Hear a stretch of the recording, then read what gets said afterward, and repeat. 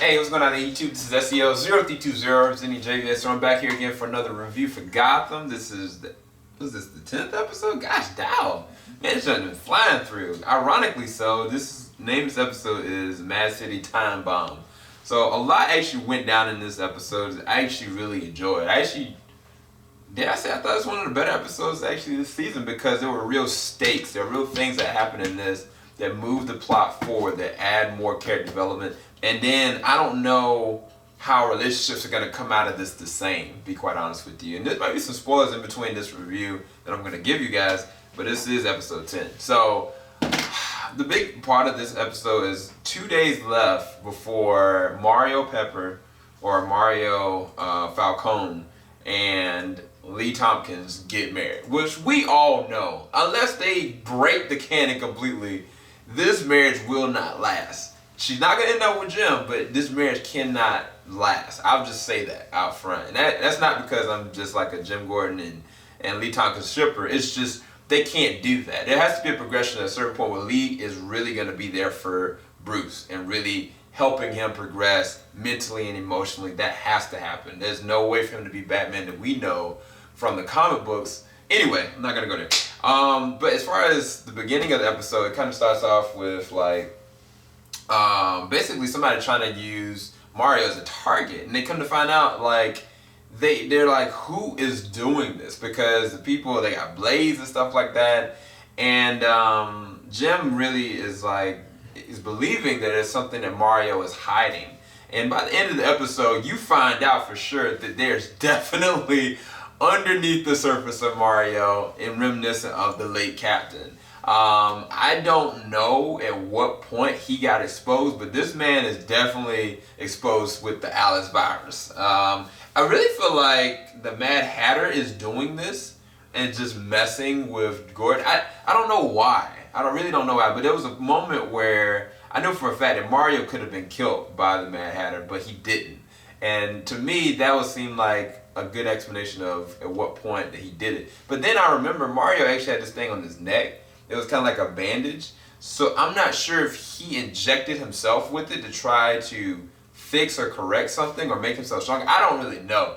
But at a certain point, he got infected by it because, daggone, those two people at the end of the episode, from his jealousy, thinking that, Lee did something with Jim, just provoked him to kill these people. And then the other guy, the guy that he fought in the jewelry store, he crushed the dude's neck. And so I was like, this is crazy. And the thing is, I remember this kid from The Punisher. The Punisher, that was it, 2001 version with Thomas Jane. I remember he was one of, the sons of somebody, and he actually fits this role really well. Like, I actually like him in the show. It's just, I don't like his personality necessarily because I know he's hiding a lot, and I know he's not good for Lee personally. Now, she's going to end up getting hurt emotionally, hopefully not physically, but there's going to be a lot that's going to go from that. And I thought that the story arc from Jim really setting into being a cop again, really doing detective work, really going and protecting and serving, even somebody that, is with the woman that he loves, he's willing to sacrifice that, but then still love her at the same time.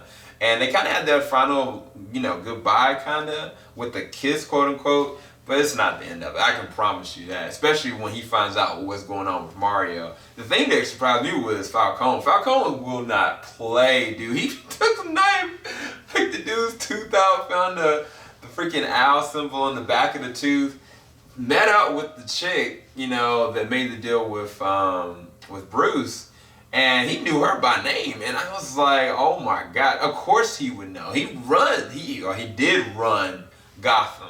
And I think the only reason why Penguin is still thriving and running because he's allowing it.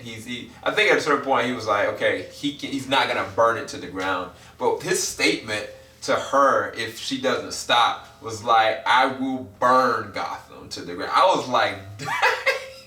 And I think he has actually the manpower and the will to actually do it.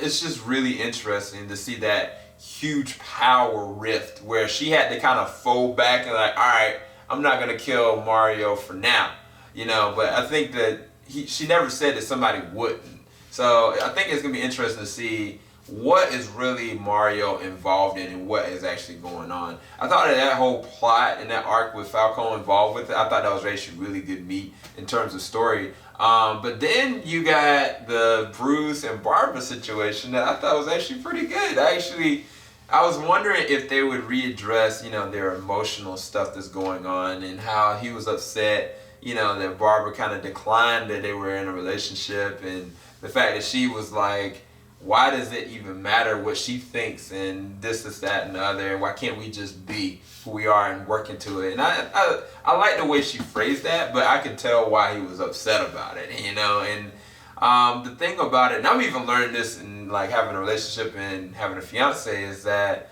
a lot of times, even though you are really good at something or in terms of your knowledge base, it's always good to have a second help. And it's not that that's taken away from something that you can progress, but two heads work better than one. I even learned that today, actually. So shout out to my fiance. I love you, babe. But I think that it was really interesting to see them working together to try to go and find Ivy, because Ivy just still keeps getting into crap. And it's just annoying, but it's interesting at the same time because she's learning, like very much so quicker, how to manipulate people with different pheromones and different plants. And I thought that was really interesting. I don't know if there's a connection with her growth spurt or something else going on that's provoking it, but I thought she's always had like a really big knowledge on plants. So I don't really know, but either way, I thought it was actually pretty interesting with Barbara and with Gordon. The biggest thing that I didn't even bring up is Nygma, Butch, and Butch's girl, oh my gosh, I forgot her name.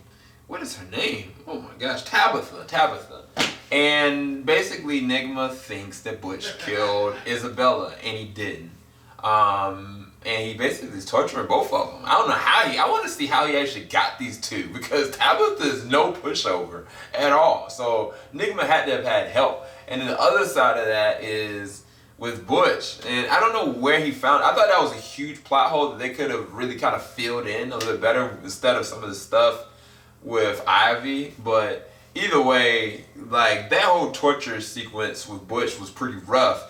But then the moment where Nygma was like, you know what, I'll let both of y'all go if she just lets her hand go, and she basically was like, dude, I don't love you like that. And Butch, as a man, he was like, look, I love you. And I mean, it's so weird, because if you don't remember, the reason why Butch got programmed to serve Penguin is because she tortured it out of him. I don't know what she did to his brain. She literally tortured the mess out of him, but yet it gets to the point in the third season, she would give her hand for this man that she doesn't even really love, but she understands his love for her.